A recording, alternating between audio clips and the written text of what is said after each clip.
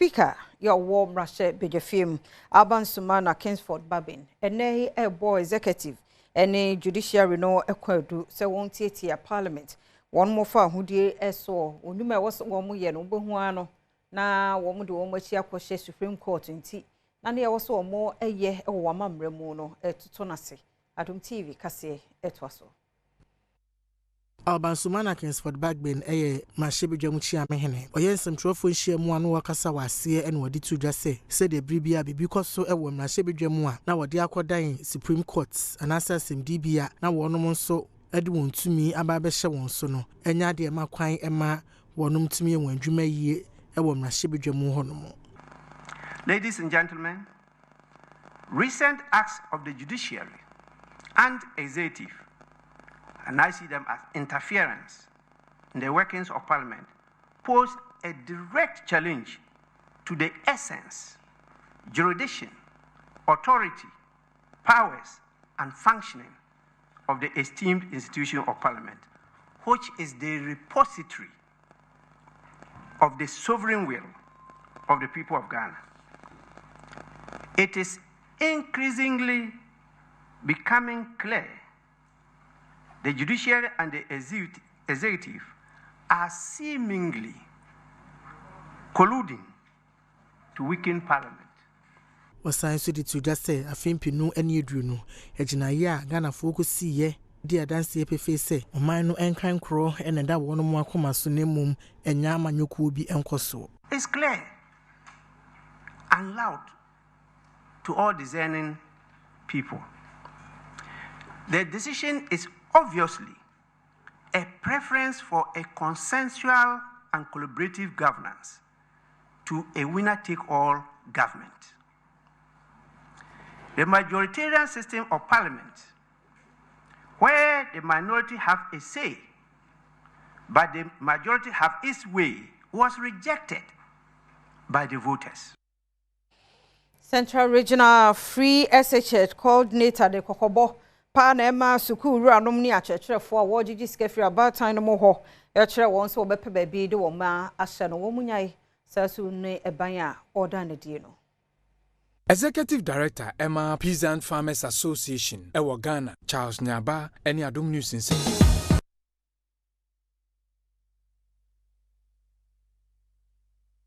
Kwame Opoku-Agyeman, Mfimfini Mantamu Free SHS Coordinator, Achechefo ene head teachers a wonom ewo school to aso ahodo mu a wonama kwan bone so agigi sika efri awofo honom ansana age wonom ma ewo won schools mu no wode kokobo anu wode ne amane wonom abra ya mane boni ekọ Mfimfini Mantamu Resolution Center ekọ share akwan a wo siesie afi placements how bi ewo mu no eno wura yi ede sansemi etu nani stakeholders ni na radio so omomba ha so bebi se monsem and so and the among one lay am no kase regional education director no regional director be share headmasters na and everywhere what is there and so do me no if you prospectus no the abande abana na se obi anya de eni so director ka che mo te henu obi a fa bi foforo se bi afa konwa ana fa we eka ho na bi nti ama sa kokobo na ebo ya na ama school for no so adia tuma ise me no ka se bibia ekoso kama Rosebani eyo wofo wani amane boni nkomo twetwe mu no wode nsem sei enetso nani Pacho onya bi way true onya school akunya school campus na kosunya school ada also wo tema na besha as a single parents into fa ku school cape na koso ada to me the main to me bed was summer the maybe so asha was summer. Executive Director ya Wada Peasant Farmers Association of Ghana Eyora Charles Nyaba nene wodi atudwa serve vegetables be it say tomato sonomni ade a emoa edie awie na ye papa ewo adwama so nti wode kokobɔ ne afutuo na ema yen se yehunu anu bi momo no eye na videos bi enenam social no so a eye wowo edi tomato so eno so wakasa de afa ho akase eto so. Executive Director Emma Peasant Farmers Association Ewo Ghana Charles Nyaba edi atudwa se enubai ene intos ya na womo edikojom ekoton antokro wo ho ose no kra na papa no wo kire mu se intos moa atutum ntokro no eno kra ana hodin ewom sese omanfo edi. Most of the vegetables we see in the market with the holes, with the insect affecting them, that is the healthiest tomatoes, and I say pepper, and I say vegetables, I say auto. Okay, I say this because some farmers, if they want to put a very nice tomatoes in the market, what they do is that they spray the tomatoes with agrochemicals. So for the tomatoes to ripen fast. When it ripens fast, no insect will eat it. No organisms in the bush will eat it. So when they bring it and then you go to the market, you see these tomatoes is looking so good. You go and buy, that is rather the poisonous tomatoes. Wakasa ediafa abefu social media infonibia owo eka tomatoes antokro adedemu no wochire mu se ehu bi enim entosa womude enuro egusu no eno ana owo no empe na emom de enuro engusu a yetutum ntokro no oto a eno ane se wode nchine aworo ho ana se vinegar. We shouldn't let this video that is going through social media bother us to go and eat any tomatoes that we see with small holes. Those tomatoes are rather the healthiest one, but when they buy them, they should try to cut that portion away, wash it nicely, disinfect it with either vinegar or salt, and then cook it before eating it. When they eat, I'm sure nothing will happen to them. Wasansem weye mo Sonora Charles Jaba SI Kasafa second phase ye planting for food and jobs no said ye di ekwiafo no mo ehwamo no bayana ye de ma won se wonnua no said ye ene empo ene mabo a ayeden ensuo nto nyina no enyo haw so. Executive Director Emma Peasant Farmers Association Ghana Charles Nyaba eni Adom News in Central for etwetwen komono wo kire mu se enhihye ya aban no edigu akwam planting for food eni jobi de etoso mienu no eyade a amebo akuafo kra osan de adesede eto aban nanim se wonye omomoa na reta eda eniema womo ede yekwa adwuma womo krade ba no womo tiso. With the phase 2, they said they were not going to subsidize anything for farmers, and that farmers were going to be linked to those who provide them with seed and fertilizer to give them on credit. That didn't work well for farmers at all. A majority of farmers have to struggle to actually get loans, to get money from family and friends to be able to buy some of these inputs. Now, what has made the matter worse has to do with the government removal of all import duties on agriculture inputs, mechanization, machineries, and then medications. President Emma Ghana Union of Traders Association, Dr. Joseph Obeng, or they told by name Sir Trade Fair Center na war ye and wosisi hono onyan intem Emma. Papa, just say, the Biasa will bet ya April and October, Ghana 40 year Canton Fair, and only Emra, o Kwaku Abefu Niama, o my China for a year. No one so the Omoyan Kakraka, as it is a crow, no Aqua Niama, Abafu from Wato and Waba Beton, Emma, a crow punto a cosro, a Boatan, a Palma, and said Nipa, called Baby Cotonia man, because of some of these meetings. And intina Mikase Muno, not Mikase. So my Ghana, Yire Hopa na Saishia Mu, no Yetimi Yanikasiapa, na ye council, na ye trade fair center, ya Nanka first. Yadi, you may Yamianim Cotunia Yan in Tem, Yanikasipa, Sabaya, and also the Mpuntu Bebrain. Na the Bebwa and say, Enka, ye Tisika, Ediako, Amanano, Niako She, Ubia, where ye cable, and also a Yesolano, some room didn't naba. It's not a who he has a Ubetuquine.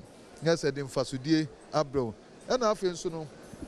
And my Yakonia Yehu Abefu and Yama Abadinam. They say I afraid be alternative energy sources.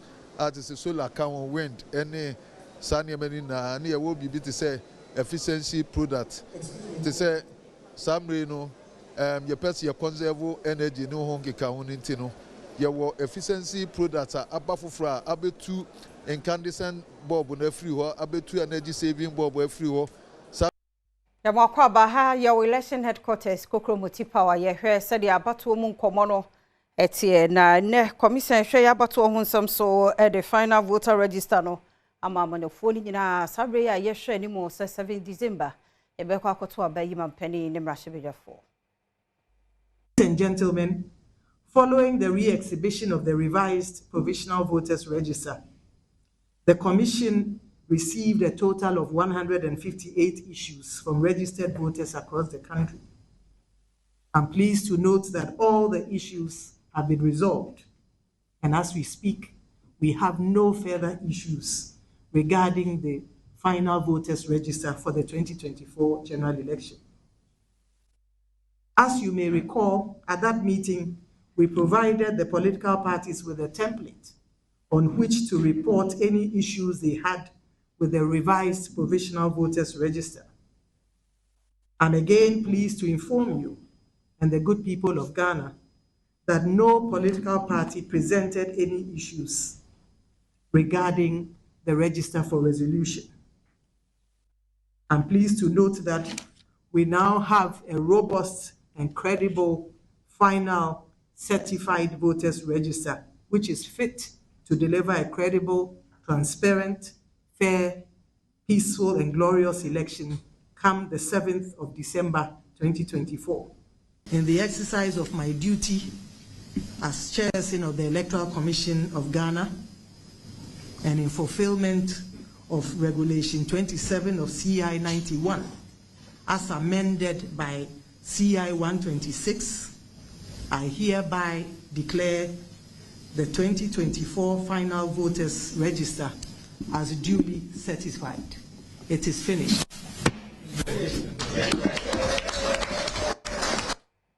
US minor kwakoto abayi wo mampani eye Donald Trump na eno nam so ama wona abena amanyo semudi amanyo sem ho nkomo eno wo so kasa se de akoso US na obetimi enya nsunsuaso wo ye mai mu ha na wo mu nto ana no ayeden wo my God mu a kase no etwaso yi ene ukuriasi afana nyina ensamomafo pina ekasafa ho Donald Trump nkunimdia wodi United States of America for abatoa ekwawie no emu obepiemu oman Ghana ha eno abi no manfo na nsoso eka esanse enam abatoa yeba bekoso nintino amonyoku ahodo na neguso ebonto ade ahwese wono amonyoku ebetimi edi nkunimu ewa abatoa yeba bekoso no eso wosene omanfo echire enigye ewo nkunimdia Donald Trump edie no sansoso na pina ebisase aso Donald Trump nkunimdia wodi ebitime nyansunsanso bi ewo Ghana abato na yeba bekoso no ana eno honti no Adom kase ene international relations expert na ya umreku atwetwe nkoma wachichire mu sei ede akire yen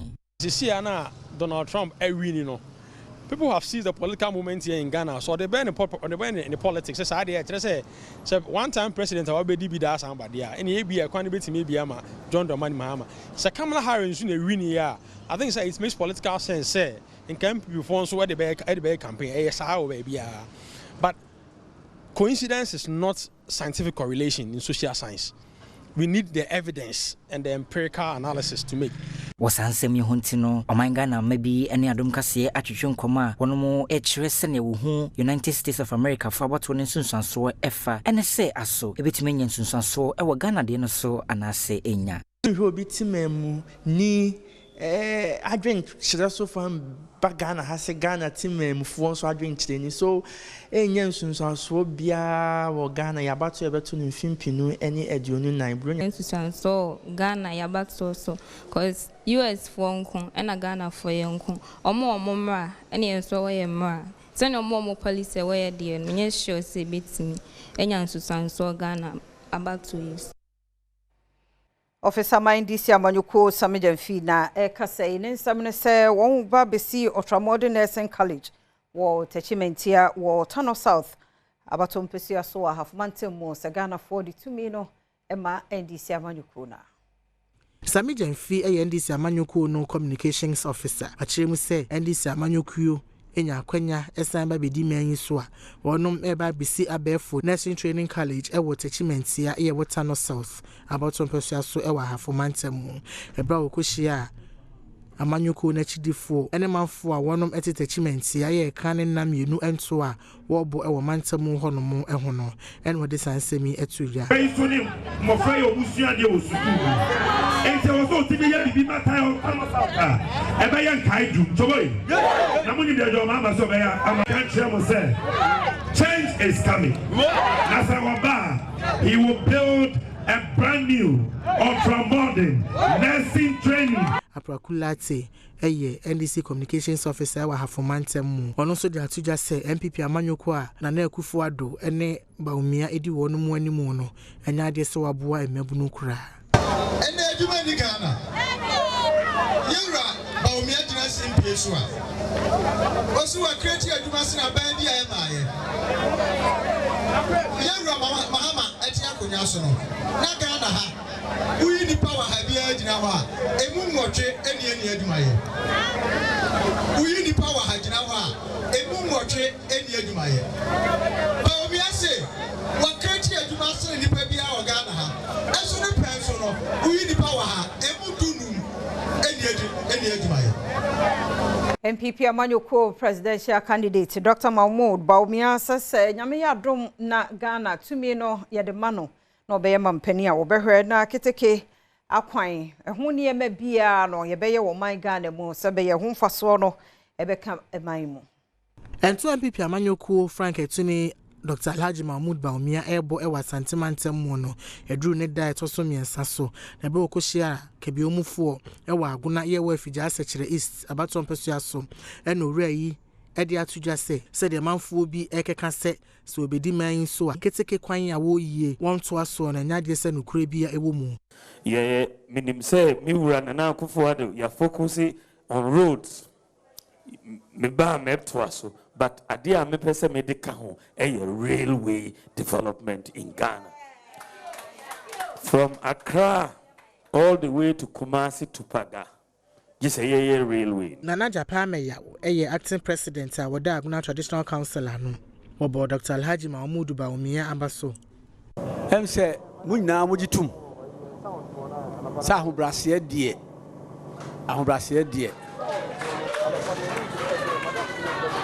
Obia ni ho na numu asem eye boko obejira ha mutie sebo kan na empuntunyuma se de odiga na bekwani mu ene nko a ye to so ye hwese de apomdemu nsem no etie brashe bedwani ma se hwidwabo so baton pesia so ye kwabna minta kando ene wapao chief compound ho ntoma e wo se Africa se wonye na onfanhwa pomudemu ensem Science manfo a wonom etse se Africa ye wodwabo so mansini ewo Western North Mantam na yarehwe ho nsem ya kwansidie ma wonom nti ebribia na wotu kwantentene ekobunsu nkwanta na sedwabo so hansa na watumi anya yarehwe sesei kwabna minta kando ya wo ye dwabo so emra hyebedwani akwa akosi chips compound ama wonom se de be ya obetumi agera rehwe o wonom ekrum honom me bae yo owo asoda woni me di komo nyame ya Adom a me gini ye se kubesa so mo ba she be femi na ya ko ya Adom na ye ya ko ya from 20 to 2025 ekona me gini ye se me bi se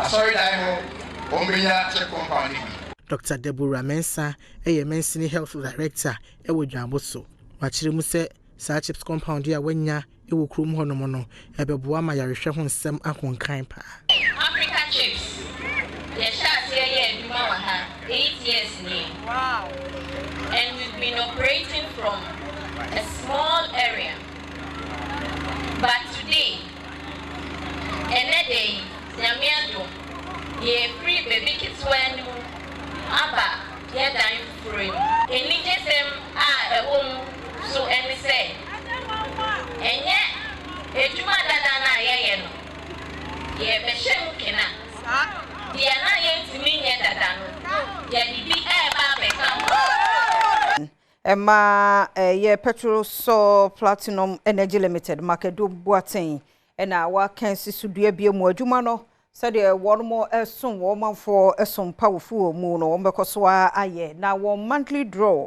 the a kind of 1 more year or Bogoso or Western region akasi etwaso. Truso akodanidi nationwide sales promotion edin eda so no energizing dreams promo na sa promotion etuemu akopem match bosome no ewie afi 2025 acting head of marketing and communications ewo dwumakonim makedu boatin ekasa ewo wo dwumadie na se no wode nsem se na tudwa Truso edi 10 years na 10 years ni mu no customers na ahwe yen am ye this 10 years sabe ye bi edwumeya no 10 years ago no so obi ameto ade anka be sure say bi e good dada enti se wodi 10 years na wo ni gia ma customers so ni nje nti ye adwen se beda customers as na ye ba beda as no ni asesa ye din kakra na ye asesa ye mra ni so free clean fuel in full quantity eco drew energizing dreams ye ka say ye energizing dreams into because ye be energizing crofom mo so many age amom sa ka mo ni swade hu nti o hwa ebia na obi pe tricycle e de ayade onyanya bi ebi na wo hoyi nti se ye promo na se nipa ne sa be ka bia aden eso so many sa ka ni swade hu so ne ye nyina ne se ye da customers ase ohino no na wo bogoso na na kwesi autoso mienu enso ne Adom News Central for twetwe nkomo afa ceremony no wode nsem se na tudwa fa ho kakra meka ene se Petroso for omujumedi omudi edi nyina omudi bo omo customers abaso ne gana mani nyina ti de meka se Petroso for my ade omo koso na omo no omudi nsawoso no omudi dwane nyina no omo nkasa se ne ye kasa nyade ni nyina ne nto Absame da se oguso ehwe Adom TV agudie mo nsem na nwumre so ma menfe no so entoa so ema na yemonremo ewo bamboku ahodo a ewo omemo na se na wotwetwe mo okopie mo ewo legon agopama no so a omo so de omo de ye open championship heat e de hihye so na no na okoma na se Ghana Armed Forces omo edin kunim ewo ma ene mema afam nyina eno na Colonel Richard Akoto one your director Edma training NPT ekuo no ena wode nsem kakra etudwafa emodembo a omkoda na die no. For the armed forces, the ultimate goal is to get a very vibrant team that will represent Ghana Armed Forces in the coming African Military Games in Abuja from 18th to 30th of this month. We hope that by the time we finish, we'll have had our team set and we'll be ready to compete for Ghana Armed Forces. We want them to do well, and that is why we are very happy that these opportunities have been presented us. It is work in progress. At least this will be a major international competition because the last time they held this was in the 70s. And for all African militaries coming together with me fru on ensan emfe ne enchemo awon ensan foforo mo na yenuane ma sebi omo so adidem na omo de omo ho ehye yagudie ne mo no ene urama panipa won so eda no ewo memo ora Richard Ofori anase Richard Ofe ena wo kire se abato a ebe 7 December se yanhwe ne ma ya wanhwa omo ento aba ne bi ne nyane se wo mu nuanu ma omo adidem ekokonkoden eje African Cup ball memo kra no enya de se yahwe wo Ghana and do disabled for Ghana treaty at the be disabled, ye more into be papa be a piano, almost person best support, including a sports sector. Yen no PWD and put his former winning cap. Up to now, once the government no fair among firm make attempts and make bookie appointment in put to meet even the vice president, even to say I go create na boys impo. Guys are me impo, Bebrenano, the winning African Canadian. Best player of the tournament. I picked this boy, small boy, for some years back to develop. Elshama me fancy nyame ya duma channel pa nkoma aka kire nyina da ye de bebro hye no so say UEFA Champions League matches no so guso a ekoso e kire mu nchire mo baba me din de Kobe Stone okoma nkra ba ko amaka ensuroja adura anwo no number 1 sheshe eni gidie mu nsem eni dwumtofo keche enene wonso ede wonsem abetudwa wo mashase adwumadie so na won kasa mu no wo mo kire se wonnwum bi ode babia nsem na ewo mu no ya na wodwere nda ache ho ne nkwada nti wo mo nkeka nsem bia wo mu akeke emu nsem eni. Okay, yende all the time you're showing you man we are very, very careful when it comes to the words that we use because only I don't know yet type of song say I regret using some word I use in this song. No dollar. When I can say I saw for try much. Yeah. All the time I regret. Because but that very song now I was just writing anything that comes to mind. It's true. Because I'm on you diabetes.